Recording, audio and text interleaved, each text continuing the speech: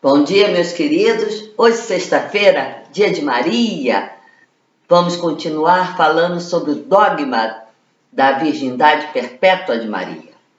Espero todos vocês no canal do YouTube. Dê o seu like, toque o sininho, compartilhe o ensinamento do magistério da igreja sobre Maria a todos que vocês conheçam, que é muito importante a gente ter esse ensinamento de Mariologia na nossa vida para podermos também falar aos outros da nossa comunidade, levando assim o ensinamento de forma correta. Muito obrigada a todos vocês. Meu nome é Maria Alice, sou professora de teologia aqui do Rio de Janeiro e muito feliz de tê-los comigo no meu canal. Vamos falar do dogma da virgindade. Esse dogma tem uma dificuldade muito grande entre os irmãos protestantes de aceitação e também das pessoas comuns, né? Porque nós temos uma valorização muito forte da sexualidade e um questionamento moral tradicional.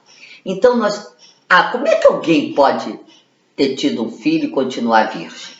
Então, esse questionamento é feito muitas vezes, normalmente, até por vezes pelos próprios católicos, né?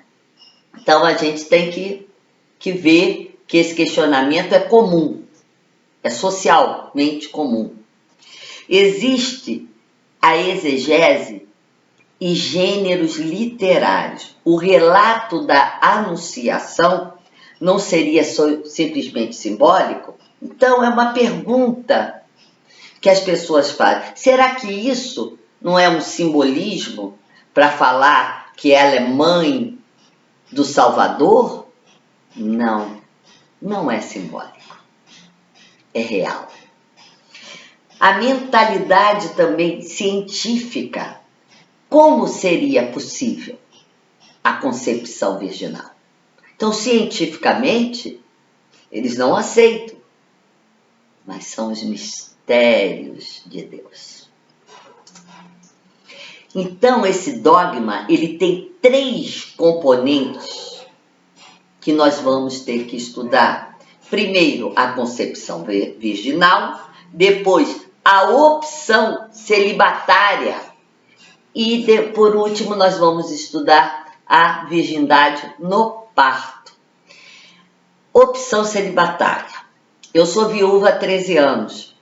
Se a opção celibatária é difícil para minha pessoa, eu tenho uma cobrança muito grande porque eu não me casei de novo. Ah, professora, a senhora é bonitinha, por que não casou? Por que não casou? Por que não casou? Porque eu tenho essa opção celibatária. As pessoas não entendem a opção celibatária do outro. Então nós temos que respeitar a opção de cada um. Não é uma exigência a minha pessoa, é uma opção minha, celibatária. E depois nós vamos ver como foi dada essa interpretação da concepção virginal. Então, literalmente falando, aconteceu conforme foi contado na Bíblia. Nós temos testemunhos bíblicos e a Bíblia é inspirada por Deus, então contém somente verdades. Metaforicamente, o importante é a mensagem. O fato não interessa. Toda a Bíblia, todo o circuito bíblico é pedagógico. O que está interessando na Bíblia é a mensagem, é pedagogia, é o ensinamento de Deus ao homem. A concepção de Jesus é um presente de Deus à humanidade. Para a nossa salvação, ele envia o seu Filho único para a nossa salvação. Então é um presente. A gente não tem que discutir o presente de Deus para a nossa vida. A gente aceita e agradece. A real simbologia a concepção de Jesus e seu nascimento são uma nova criação. Por isso, segundo Adão e Maria, Eva, segunda Eva, porque é uma nova criação em Cristo Jesus. Fruto de um dom de Deus e da resposta humana. A concepção virginal vai muito além da questão da sexualidade, mas ela é real, não é simbólica, é real. A opção celibatária de Maria, lá em Marcos 6, cita 6 irmãos de Jesus, mas Tiago e José são filhos de outra Maria. Nós vamos encontrar isso em Marcos também, só que no capítulo 15, versículo 40, no capítulo 16. Lá em Gálatas, Paulo diz que não viu nenhum outro apóstolo, senão Tiago, o irmão do Senhor. E em 1 Coríntios, os irmãos do Senhor, Paulo escreve para uma comunidade de cultura grega que conhece a palavra como primo e parente. Então, irmão, a palavra irmão, naquela época, é que faz parte da parentela. Então, pode ser um primo. Quem faz parte da parentela é o irmão. Quantos primos nós chamamos de irmãos? Quantos amigos nós chamamos de irmão? Eu tenho minha amiga irmã, né? Então, são pessoas que nós consideramos como irmão. E naquela época, quem vivia na mesma parentela era irmão. Então, para nós, hoje em dia, no nosso contexto, em 2020, pode soar diferente do contexto da época. Por isso que nós temos que entender a palavra de Deus dentro do seu contexto próprio. Trazer essa palavra até o dia de hoje chama-se hermenêutica, que é isso que o padre faz na homilia. Mas eu primeiro tenho que entender essa palavra no seu próprio contexto histórico. Por isso tão importante a história, por isso que eu fui estudar história, para poder entender melhor a Sagrada Escritura. Em Atos vai dizer Maria, a mãe de Jesus, e os irmãos de Jesus. Então eu encontro muitas palavras falando sobre os irmãos. A primeira geração da patrística, Inácio de Antioquia e Irineu de Lyon, parece desconhecer a virgindade. Ela não era, vamos entender, não era, naquele momento do início da patrística, eles lutavam contra heresias cristocêntricas, cristológicas, sobre a divindade e a natureza, a divina e a natureza humana. Então ninguém estava muito preocupado com Maria ainda naquele momento. Só depois, no século IV, século V, que essas questões dogmáticas de Maria vão ter uma relevância histórica maior. Então, naquele momento, é por isso que eles não estão focados nessa parte. Porque tem heresias muito grandes falando sobre a divindade e a humanidade de Cristo. Opção pela virgindade no proto-evangelho de Tiago. Maria nasce de maneira extraordinária, pois Joaquim e Ana eram estéreis. Lembra da história de Sara? Então, Maria também nasce de uma forma milagrosa. Ela é menina inteligente e extremamente precoce.